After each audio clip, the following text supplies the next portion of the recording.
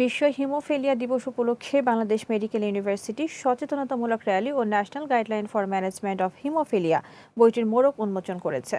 Haematology society of বাংলাদেশের উদ্যোগে আয়োজিত র্যালিতে প্রধান অতিথি হিসেবে যোগ দেন বিএমইউ এর উপাচার্য প্রফেসর ডাক্তার এফ সিদ্দিকী। এছাড়াও হেমাটোলজি সোসাইটির সভাপতি অধ্যাপক ডাক্তার আমিন লুৎফুল কবির ও সাধারণ সম্পাদক ডাক্তার মোহাম্মদ আদনান হাসান মাসুদ সহ অন্যান্য বিশেষজ্ঞ চিকিৎসকরা উপস্থিত ছিলেন। এ সময় উপস্থিত হিমোফিলিয়া রোগী ও তাদের স্বজনরা চিকিৎসার ব্যয় হ্রাস ও জীবন রক্ষাকারী ওষুধ আরও সহজলভ্য করার দাবি জানান। র্যালি শেষে হেমাটোলজি সোসাইটি ও স্বাস্থ্য অধিদপ্তরের যৌথ উদ্যোগে প্রণীত national guideline for management of haemophilia বইটির মোড়ক উন্মোচন করা হয়।